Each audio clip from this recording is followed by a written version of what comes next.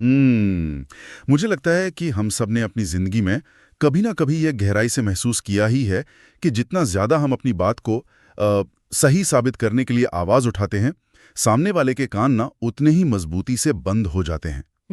बिल्कुल सही कहा आपने। है ना? मतलब शोर से हमेशा सिर्फ शोर ही पैदा होता है, कोई समाधान नहीं निकलता। हम अक्सर ये सोचते हैं कि हम सामने वाले को बस समझा रहे हैं, लेकिन असल में हम सिर्फ एक टकराव पैदा कर रहे होते हैं। तो आज के इस अव्यक्त मुरली मंथन में हम इसी इंसानी गुत्थी को सुलझाएंगे। जी, और यही कारण है कि आज हम बाहर की इस अंतहीन दौड़ भाग से थोड़ा रुक कर इस रूहानी गहराई में जा रहे हैं कि ये जो साइलेंस का नगाड़ा है वो आखिर बजता कैसे है। बिल्कुल, एक बहुत ही शांत और धीमी रूहानी सैर की तरह। हाँ, हमारी आज की इस चर्चा का जो उद्देश्य है ना, वो महज कुछ विचारों को जानना नहीं है, बल्कि उन विचारों के पीछे के विज्ञान को समझना है। आज हम गहराई में ये समझेंगे कि क्यों सिर्फ बाहर की सर्विस कर लेना या ज्ञान सुना देना काफी नहीं है। फाइनल पेपर में पास होने के लिए जो सर्वशक्तियों का स्टॉक जमा करना होता है, वो असल में किस तरह काम करता है। और सबसे महत्वपूर्ण बात, जी, कैसे हम अपने ही घर में रोजमर्रा के सबसे उबाऊ और साधारण काम करते हुए भी एक फर्स्ट क्लास 3-in-1 सेवाधारी बन सकते हैं। ये तो बहुत ही प्रैक्टिकल और दिलचस्प विषय है। तो इस सफर की शुरुआत में ही मेरे मन में जो सबसे पहला सवाल आ रहा है, वो उसी शोर और शांति की कश्मकश को लेकर है। पूछिए। दीदी, हम सब चाहते हैं कि हमारे घर में या ऑफिस में ना हमेशा शांति रहे। लेकिन जब परिस्थितियां अचानक बिगड़ती हैं या कोई हम पर हावी होने की कोशिश करता है, हाँ, तो हमारा जो एक नेचुरल सर्वाइवल इंस्टिंक्ट है, वो हमें पलटकर जवाब देने पर मजबूर कर देता है। मुरली में बाबा कहते हैं, जब प्रत्यक्षता का नगाड़ा बजेगा तब मुख के नगाड़े बंद हो जाएंगे। बिल्कुल। लेकिन दीदी, ये मुख का नगाड़ा मतलब हमारी जो बोलने की या खुद की सफाई देने की पुरानी आदत है, वो इतनी आसानी से बंद क्यों नहीं होती? क्योंकि हमने मुख के नगाड़े को अपनी शक्ति का प्रतीक मान लिया है। मतलब हम उसे अपनी पावर समझते हैं। बिल्कुल, हमें लगता है कि अगर हम चुप रह गए ना, तो लोग हमें कमजोर समझेंगे। हमें लगता है कि हमारी हार हो जाएगी। लेकिन अगर हम इसके पीछे के स्पिरिचुअल मैकेनिज्म को समझें, तो आवाज में आना असल में हमारी आंतरिक कमजोरी की निशानी है। अच्छा, वो कैसे? देखिए, जब कोई हम पर क्रोध करता है या हमसे बहुत बहस करता है, तो वो एक बहुत ही भारी और नकारात्मक ऊर्जा हमारी तरफ फेंकता है। जी, वो हीट महसूस होती है उस वक्त। और जब हम पलटकर तर्क देते हैं, विवाद करते हैं, तो हम उस ऊर्जा को खत्म नहीं कर रहे होते, बल्कि हम उसी आग में अपनी ऊर्जा की आहुति दे रहे होते हैं, उसे और भड़का रहे होते हैं। मतलब हम आग में घी डाल रहे हैं। एग्जैक्टली। लेकिन जब आप साइलेंस का नगाड़ा बजाते हैं, यानी जब आप संपूर्ण आंतरिक शांति में टिक जाते हैं, तो वो शांति ना एक स्पिरिचुअल वैक्यूम, एक रूहानी शून्यता का काम करती है। स्पिरिचुअल वैक्यूम, ये बहुत ही गहरा शब्द है। हाँ, क्योंकि वो वैक्यूम सामने वाले की उस नकारात्मक ऊर्जा को सोख लेता है, उसे रिफ्लेक्ट नहीं करता, बाउंस बैक नहीं करता। और यही वजह है कि अंततः जीत साइलेंस की ही होती है। दीदी, ये जो स्पिरिचुअल वैक्यूम वाली बात आपने कही ना, इसे मैंने कल ही अपनी जिंदगी में प्रैक्टिकली सच होते हुए देखा। अरे वाह, बहुत अच्छी बात है। क्या अनुभव रहा आपका? तो कल ही की बात है, घर में मेरा टीनेज बच्चा किसी बात को लेकर बहुत ज्यादा बहस कर रहा था। टीनेजर्स के साथ ये काफी आम है। बिल्कुल, उसकी आवाज लगातार तेज हो रही थी, और आमतौर पे ऐसी स्थिति में ना मेरी पुरानी आदत यही है कि मैं भी एक लंबा चौड़ा लेक्चर देने लगता। मैं उसे समझाने की कोशिश करता कि वो लॉजिकली कितना गलत है। मेरी दिल की धड़कन भी तेज हो रही थी, मुझे अंदर से वो हीट महसूस हो रही थी। लेकिन फिर अचानक मुझे मुरली का वो शब्द याद आ गया, अनुभवों की प्रयोगशाला। वाह, अनुभवों की प्रयोगशाला, ये शब्द अपने आप में ही कितनी शक्ति समेटे हुए है। सच में दीदी, मैंने सोचा कि क्यों ना आज इसी बिगड़ती हुई सिचुएशन को अपनी लैब बना लिया जाए। मैंने खुद को उस प्रयोगशाला में रखा। मैंने ये पक्का तय किया कि मैं अपने मुख से एक भी शब्द नहीं निकालूंगा। मैं एकदम शांत खड़ा रहा। मैंने उसे कोई भी बाहरी रिएक्शन नहीं दिया। ये बहुत बड़ी बात है, उस मोमेंट में खुद को रोक लेना। जी, लेकिन मैंने सिर्फ बाहर से चुप्पी नहीं साधी, मैंने मन ही मन पूरी एकाग्रता के साथ उसे सिर्फ प्रेम और शांति की वाइब्रेशंस दी। मनसा सेवा। हाँ, मैंने मन में ये थॉट क्रिएट किया कि ये बच्चा अभी डिस्टर्ब्ड है, लेकिन इसकी मूल प्रकृति बहुत शांत है। और दीदी, जो बहस पिछले 10 मिनट से लगातार चल रही थी ना, मेरे उस स्पिरिचुअल वैक्यूम को क्रिएट करते ही देखते उसका सारा गुस्सा जैसे पिघल गया। वो बिना मेरी कोई बात सुने खुद ही शांत होकर बैठ गया। वहाँ मुझे ऐसा लगा जैसे मैंने किसी अदृश्य शक्ति से पूरी परिस्थिति को कंट्रोल कर लिया हो। और भाई, यही वो विज्ञान है जिसे बाबा साइंस के ऊपर साइलेंस की जीत कहते हैं। अगर आप ध्यान से देखें तो आपने उस समय क्या किया? मैंने बस शांति को चुना। हाँ। आपने शब्दों का इस्तेमाल नहीं किया, जो कि एक बहुत ही स्थूल माध्यम है। आपने अपनी रूहानी ऊर्जा का सीधा इस्तेमाल किया। साइंस ने हमें कम्युनिकेट करने के बहुत से साधन दिए हैं ना? जी, फोन्स है, इंटरनेट है। बिल्कुल, हम 1 सेकंड में दुनिया के दूसरे कोने में मैसेज भेज सकते हैं, लेकिन एक अशांत मन को शांत करने का जो साधन है, वो कोई गैजेट नहीं दे सकता। सही बात है, वो सिर्फ और सिर्फ साइलेंस की वाइब्रेशन ही दे सकती है। आज की इस तनावग्रस्त दुनिया में, जहां हर इंसान अंदर से थका हुआ है, 1 सेकंड की भी सच्ची शांति का अनुभव ना, ऐसा लगता है जैसे स्वयं भगवान की प्राप्ति हो गई हो। बिल्कुल ऐसा ही लगता है। आपने उस साइलेंस से अपने बच्चे के उस खालीपन को भर दिया, जो खालीपन असल में उसका गुस्सा मांग रहा था। ये एक बहुत ही सुंदर प्रैक्टिकल अनुभव है आपका। शुक्रिया दीदी। बच्चे के साथ तो मैंने साइलेंस के प्रयोग को बहुत सफलता से आजमा लिया, क्योंकि उस पल ना मुझे वो प्रयोगशाला वाली बात याद आ गई थी। जी। लेकिन सच कहूं तो दीदी, जब बात अचानक बिगड़ती है, विशेषकर उन लोगों के साथ जिनसे हमारी बहुत पुरानी अनबन है, या ऑफिस का कोई कलीग है, जहां संस्कार टकराते हैं। हाँ। एग्जैक्टली। हाँ। तो 99% टाइम ना मेरी वही पुरानी आदत हावी हो जाती है। मुझे लगता है कि मैं बाकी चीज़ों में तो बहुत अच्छा सेवाधारी हूँ, मैं सेंटर पे भी जाता हूँ, ज्ञान भी सुनता और सुनाता हूँ, बस ये अचानक आने वाले झटके या गुस्से को सहन नहीं कर पाता।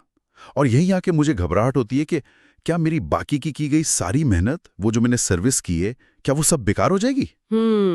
मुझे मुरली का वो फाइनल पेपर वाला पॉइंट याद आता है। ये बहुत ही ईमानदारी भरा आत्मनिरीक्षण है आपका। और मुरली का वो पॉइंट सीधे इसी कमजोरी पर चोट करता है।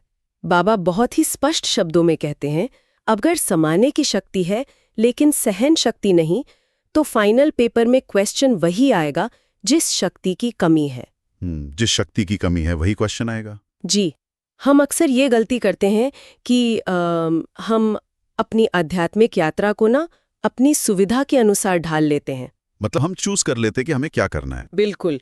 जो शक्तियां हमारे स्वभाव के अनुकूल होती हैं, जैसे मान लीजिए किसी में निर्णय करने की शक्ति बहुत अच्छी है, या ज्ञान को समेटने की शक्ति अच्छी है, तो वो सोचता है कि बस मैं तो पास हूं।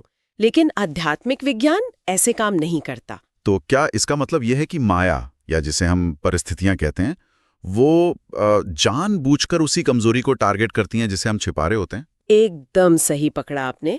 इसे इस तरह समझिए कि आपने एक बहुत ही अभेद्य और मजबूत किला बनाया है, लेकिन उस किले का सिर्फ एक दरवाजा कमजोर है। अब जो दुश्मन है वो आपके किले की उन मजबूत दीवारों से अपना सिर क्यों टकराएगा? वो तो सीधा उसी कमजोर दरवाजे से घुसेगा। एग्जैक्टली, वो तो सीधा उसी एक कमजोर दरवाजे पर वार करेगा।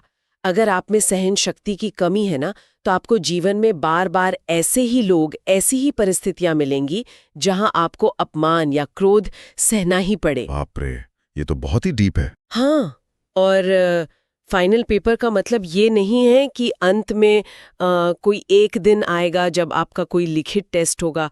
हर वो परिस्थिति जहां आपकी वो विशेष शक्ति मिसिंग होती है, वही परिस्थिति आपका फाइनल पेपर बन जाती है। बाबा कहते हैं, ऐसे कभी नहीं सोचना कि 6 नहीं 2 तो हैं, धारण नहीं है, सर्विस तो है ही, क्योंकि जिस पल वो एक शक्ति कम पड़ेगी ना, आपकी सारी सर्विस का प्रभाव शून्य हो जाएगा। इस बात ने तो जैसे मेरी आंखें खोल दी दीदी। मुझे स्कूल के एग्जाम के उस रूपक की, उस मेटाफर की याद आ गई, the skipped chapter in the final exam. हाँ, वो हम सब करते थे बचपन में, है ना? अक्सर ऐसा होता था कि पूरी किताब में से जो एक चैप्टर मुश्किल लगता था, हम उसे ये सोचकर छोड़ देते थे कि चलो इसे ऑप्शन में छोड़ देते हैं, बाकी तो आता ही है। बिल्कुल। और सबसे ज्यादा मार्क्स का सवाल उसी चैप्टर से आ जाता था फाइनल पेपर में। इस रूहानी मार्क पर भी हम शायद यही कर रहे हैं। हम सोचते हैं कि चलो मैं सर्विस तो कर ही रहा हूं, अगर कभी कभार सहन करने की शक्ति कम पड़ गई तो क्या हर्ज है। और भाई यही हर्जा ना हमें अंत में बहुत भारी पड़ता है, क्योंकि जब आप सहन नहीं करते तो आप सिर्फ एक परिस्थिति नहीं हारते, आप एक बहुत बड़ा खजाना गवा देते हैं, जिसे बाबा आशीर्वाद की कमाई कहते हैं। आशीर्वाद की कमाई, ये कॉन्सेप्ट मुझे हमेशा बहुत आकर्षित करता है। लेकिन इसका वास्तविक मैकेनिज्म क्या है दीदी? क्या ये सिर्फ कुछ अच्छे शब्द हैं जो लोग हमें खुश होकर कहते हैं? नहीं नहीं, ये बहुत ही वैज्ञानिक है।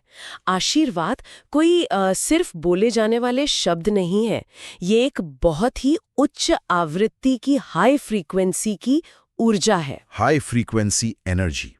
जी, जब कोई व्यक्ति गुस्से में होता है, ये बहुत दुख में होता है, और उस समय आप बिना किसी प्रतिक्रिया के, बिना इरिटेट हुए उसे सहन कर लेते हैं जी, या उसकी कोई चुपचाप मदद कर देते हैं, तो उस व्यक्ति के अंदर एक कॉग्निटिव डिसोनेंस पैदा होता है। कॉग्निटिव डिसोनेंस, हाँ, मतलब उसे शॉक लगता है। एक तरह से हाँ, वो उम्मीद कर रहा था कि आप भी लड़ेंगे, आप भी चिल्लाएंगे, लेकिन आपने उसे बहुत ही शांति से पानी का गिलास दे दिया।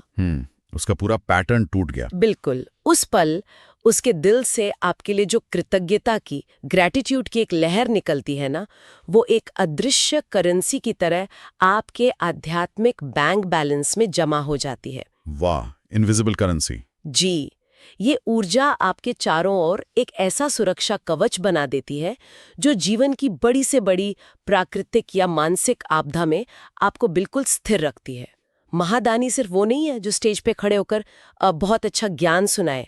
महादानी वो है जो अपने इस ऊर्जा के बैंक बैलेंस से हर कमजोर आत्मा को शक्ति दान करे। इसका मतलब मान लीजिए मेरे घर में कोई थका हुआ आया है, और मैंने बिना कुछ कहे, बिना अपना कोई काम जताए उसे शांति से पानी का गिलास दे दिया, तो वो मेरी आशीर्वाद की कमाई है। बिल्कुल है, 100% है। तो क्या हम ये कह सकते हैं कि जो रोजमर्रा की ये छोटी छोटी बातें हैं, घर में किसी का अचानक गुस्सा हो जाना या कोई अनपेक्षित परिस्थिति आ जाना, यही हमारा एक्चुअल फाइनल पेपर है? हाँ बिल्कुल, फाइनल पेपर कोई आसमान से थोड़ी गिरेगा। हर दिन हर पल आपका ये स्टॉक चेक हो रहा है। जब आपकी किसी से अनबन होती है ना, वो आपका पेपर है। जब आप बहुत थके हुए हैं और कोई आपसे मदद मांगता है, वो आपका पेपर है। ये रोजमर्रा की बातें ही आपकी शक्तियों का सबसे प्रैक्टिकल टेस्ट है। ये तो बहुत ही बड़ा अलार्म है हम सबके लिए कि हर पल पेपर चल रहा है और हम शायद बेखबर सो रहे हैं। जी। और दीदी, इसी आशीर्वाद के बैंक बैलेंस को बढ़ाने का और इन सारे पेपर्स में पास होने का एक बहुत ही दिलचस्प तरीका मैंने खोजा है। अच्छा। कर्म द्वारा, मनसा द्वारा और अपनी मूर्त द्वारा। जी बिल्कुल। मैंने इस पॉइंट को अपने घर के सबसे उबाऊ और साधारण कामों में आजमाना शुरू किया। ये तो बहुत ही अनोखा प्रयोग है भाई, कैसे किया आपने ये? कल रात की बात है, मैं किचन में खड़े होकर ढेर सारे झूठे बर्तन धो रहा था। और उसके बाद मुझे फोन पर कुछ पेंडिंग बिल्स पे करने थे, जो कि आमतौर पर बहुत ही बोझिल लगते हैं। बिल्कुल। आमतौर पे ये काम करते हुए इंसान चिड़चिड़ा हो जाता है कि दिन भर ऑफिस का काम करो, फिर घर आकर ये सब भी करो। लेकिन मैंने सोचा आज मैं इस साधारण काम को फर्स्ट क्लास सेवा में बदलूंगा। बहुत सुंदर विचार। मैं अपने हाथों से बर्तन धो रहा था, ये मेरी कर्मणा सेवा हो गई। लेकिन साथ ही मैंने जानबूझकर बहुत ही कॉन्शियसली अपने चेहरे की सारी मांसपेशियों को रिलैक्स कर दिया और एक बहुत ही शांत, फरिश्ते जैसी मुस्कान अपने चेहरे पर रखी। मैंने ये महसूस किया कि ये जो शरीर काम कर रहा है, ये मैं नहीं हूं, मैं एक रूहानी प्रकाश हूं। ये मेरी मूर्त की सेवा हो गई। ये जो आपने मूर्त की सेवा की बात कही ना, ये बहुत ही सूक्ष्म है, बहुत कम लोग इस पर ध्यान देते हैं। हाँ दीदी, और इसके साथ ही जो सबसे मुश्किल हिस्सा था, मनसा। जी, मन की स्थिति। एग्जैक्टली। मैंने अपने मन में पूरे परिवार के लिए, उन सभी के लिए जो उस घर में रहते हैं, शुद्ध और शुभ भावनाएं उत्पन्न करनी शुरू की। मैंने ये थॉट क्रिएट किया कि इस घर की हर आत्मा भरपूर रहे, सुखी रहे, शांत रहे। वाह दीदी, आप यकीन नहीं करेंगी, कुछ ही देर में मुझे ऐसा महसूस हुआ जैसे मैं बर्तन नहीं धो रहा हूं, मैं कोई बहुत ही गहरा मेडिटेशन कर रहा हूं। मेरे पूरे किचन का, बल्कि मैं कहूंगा घर का वायुमंडल ही बदल गया। मेरी अपनी थकान जैसे कहीं गायब हो गई। इस खूबसूरत अनुभव के लिए आपको बहुत बहुत बधाई भाई, क्योंकि यही वो स्थिति है जिसे मुरली में कमल पुष्प समान स्थिति कहा गया है। कमल पुष्प समान। हाँ, कीचड़ के छींटे ना पड़ना। आप दुनिया के सबसे साधारण काम कर रहे हैं जो हर इंसान करता है, लेकिन आप उस काम में लिप्त नहीं हैं। आपकी रूहानियत की शक्ति, आपकी वो उच्च आवृत्ति वाली जो वाइब्रेशन है ना, वो उस पानी, उन बर्तनों और उस पूरे घर की ऊर्जा को बदल रही है। जी। दुनिया में ऐसे बहुत से लोग हैं जो दिन रात अथक मेहनत करते हैं, अपने परिवार के लिए घिस जाते हैं, लेकिन उनके अंदर जो चिड़चिड़ाहट होती है ना, हाँ, वो जो शिकायत होती है अंदर, बिल्कुल, वो चिड़चिड़ाहट उनके सारे कर्म को बोझिल बना देती है। लेकिन आपने जो किया वो एक ऑलराउंड सेवाधारी की निशानी है। आप एक साथ कर्म, मनसा और मूर्त तीनों से सेवा कर रहे हैं। यह सुनकर बहुत अच्छा लग रहा है दीदी। लेकिन यहाँ मैं अपनी बात को थोड़ा सा काटूंगा जी, कहिए। और एक बहुत ही वास्तविक शंका, एक कड़वा सच आपके सामने रखना चाहता हूँ। बिल्कुल रखिए। सुनने में ये 3-in-1 सेवा बहुत जादुई लगती है और शुरुआत में जब हम ताज़ा होते हैं ना, तब ये करना आसान भी होता है। जी। लेकिन जरा उस स्थिति की कल्पना कीजिए जब शरीर बहुत ज्यादा थका हुआ हो। मान लीजिए मैं रात को 10 बजे ऑफिस से लौटा हूं, बॉस से कोई डांट पड़ी है, सिर में तेज दर्द हो रहा है और फिर घर आकर कोई बहुत ही बोझिल काम करना पड़ जाए। उस एक्सट्रीम थकावट में, उस सिर दर्द में मैं एक फरिश्ता हूं, ये सोचना भी ना एक भारी बोझ लगता है। उस समय चेहरे पर वो मुस्कान बरकरार रखना नामुमकिन सा लगता है। बिल्कुल, ये एक बहुत ही प्रैक्टिकल बात है। तो उस एक्सट्रीम में, उस क्यूबिकल मोमेंट में अपनी मनसा को कैसे टिकाएं? उस समय पहला कदम क्या होना चाहिए? ये एक बहुत ही बेहतरीन और प्रैक्टिकल सवाल है भाई, और हर उस इंसान का सवाल है जो इस मार्ग पर चल रहा है। देखिए, तब सिर दर्द कर रहा हो और मन भारी हो ना, तब प्लास्टिक की तरह एक झूठी मुस्कान चेहरे पर चिपका लेना कोई आध्यात्मिक स्थिति नहीं है। वो तो फेक लगेगा। बिल्कुल, वो तो एक ढोंग है जो आपको अंदर से और भी ज्यादा थका देगा। इसका वैज्ञानिक समाधान बाबा ने उसी अनुभवों की गुह्यता की प्रयोगशाला में दिया है, जिसे कर्म और योग का बैलेंस कहते हैं। कर्म और योग का बैलेंस, ये कैसे काम करता है उस थकान में? देखिए, जब आप एक्सट्रीम थकावट महसूस करते हैं तो इसका सीधा सा मतलब ये है कि आपका कर्म का पलड़ा बहुत भारी हो गया है, और योग यानी उस कॉस्मिक एनर्जी के साथ जो आपका कनेक्शन है ना, वो टूट गया है, वो पलड़ा खाली हो गया है। तो उस भारी पलड़े को एकदम से कैसे बैलेंस करें? उस समय जब आप काम करने जा रहे हैं, काम शुरू करने से पहले सिर्फ 1 मिनट के लिए पूरी तरह से रुक जाइए। रुक जाएं। हाँ, कोई मुस्कान लाने की कोशिश मत कीजिए, कोई शुभ थॉट क्रिएट मत कीजिए। बस खुद को उस कर्म से पूरी तरह डिटैच कर लीजिए। एक गहरी सांस लीजिए और सिर्फ ये महसूस कीजिए कि मैं इस शरीर से अलग एक बिंदु हूँ, एक पॉइंट ऑफ लाइट हूँ। ये दर्द शरीर का है, मेरा नहीं। ये तो एक पॉज लेने जैसा हो गया। एग्जैक्टली। ये जो पॉज है, ये जो 1 मिनट का रुकना है, ये आपके सिस्टम को रीबूट कर देता है।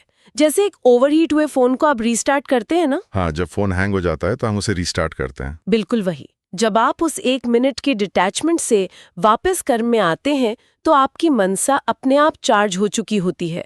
आपको फरिश्ता बनने की जबरदस्ती कोशिश नहीं करनी पड़ती। आपकी शांति अपने आप आपके चेहरे पर एक रिलैक्स्ड भाव ले आती है। ये बहुत ही पावरफुल है दीदी। मतलब जब भी एक्सट्रीम थकान लगे तो झूठी मुस्कान या जबरदस्ती के शुभ विचार लाने के बजाय बस 1 मिनट का पॉज लें, खुद को डिटैच करें, अपना कनेक्शन उस सोर्स से जोड़ें और फिर कर्म में वापस आएं। बिल्कुल सही।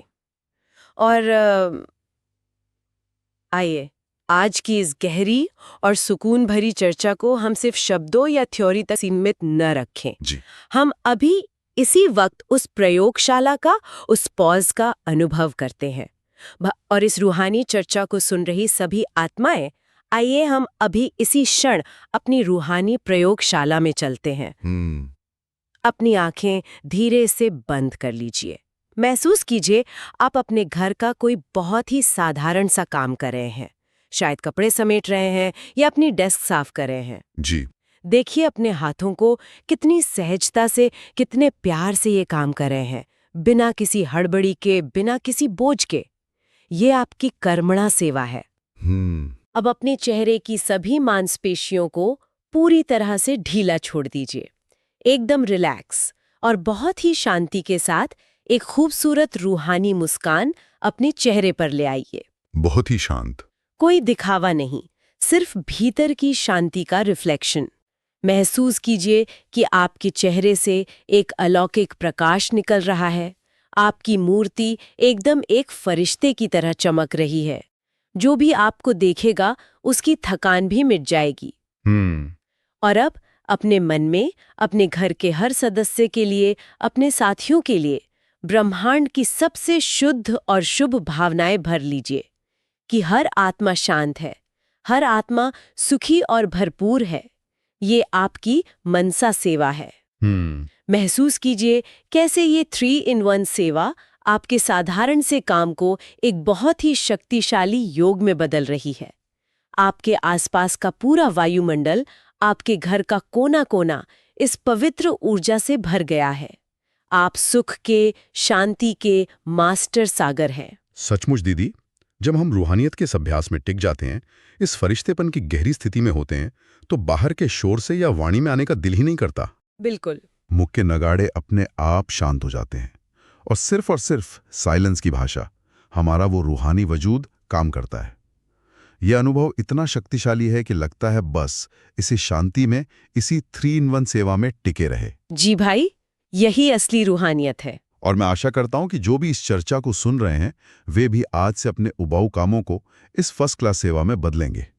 आपको इस वीडियो में क्या अच्छा लगा? और यदि आपने भी मुरली के किसी पॉइंट को अपने जीवन में प्रैक्टिकल यूज किया है, तो कृपया कमेंट सेक्शन में अपना अनुभव अवश्य साझा करें। ओम शांति।